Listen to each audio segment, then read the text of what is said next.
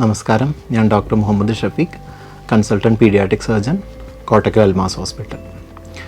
Paediatric സർജറിയിൽ എപ്പോഴും നമ്മൾ ഫേസ് ചെയ്യുന്ന രണ്ട് ക്വസ്റ്റ്യൻസാണ് പ്രധാനമായിട്ട് വരാറുള്ളത്. ഒന്ന്, ഏതൊക്കെ പേഷ്യൻസിനാണ് പീഡിയാട്രിക് സർജറി അറ്റൻഡ് ചെയ്യുന്നത്. രണ്ട്, ഏതൊക്കെ തരം അസുഖങ്ങളാണ് പീഡിയാട്രിക് സർജറി അറ്റൻഡ് ചെയ്യുന്നത്. ഇതിൽ ഫസ്റ്റ്, നമ്മുടെ ഏജ്.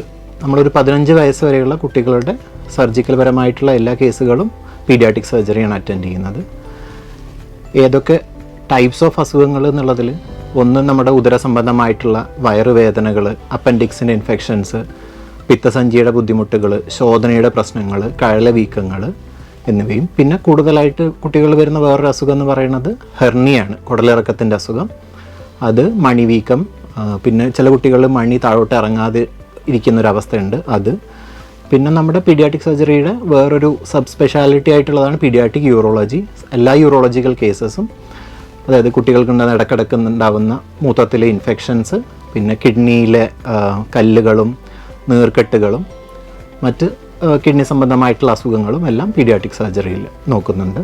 പിന്നെ അടുത്തതെന്ന് പറയുന്നത് ഭയങ്കര റയറായിട്ടുണ്ടാവുന്ന കുട്ടികളുടെ മാലിഗ്നൻസ്, അതായത് ക്യാൻസർ സംബന്ധമായ അസുഖങ്ങളും മറ്റ് മുഴകളും മറ്റ് ശരീരഭാഗത്തെ എല്ലാ മുഴകളും നോക്കുന്ന പീഡിയാട്രിക് സർജറിയിൽ അറ്റൻഡ് ചെയ്യുന്നുണ്ട്. പിന്നെ കുട്ടികളുണ്ടാകുന്ന ആക്സിഡൻറ്റുകളുടെ ഭാഗമായിട്ടുണ്ടാകുന്ന നെഞ്ചിൻ്റെ ബുദ്ധിമുട്ടുകൾ, അതായത് വാരിയെല്ല് പൊട്ടൽ, നെഞ്ചിൻ്റെ ഉള്ളിൽ വായു കെട്ടിക്കിടക്കൽ, പിന്നെ വയറ് സംബന്ധമായിട്ടുള്ള കരളിനുള്ള ഇഞ്ചുറി, കിഡ്നിക്കുള്ള ഇഞ്ചുറി, ഇങ്ങനത്തെ കാര്യങ്ങളും നമ്മൾ പീഡിയാട്രിക് സർജറിയിലാണ് കുട്ടികളെ കാണിക്കേണ്ടത്.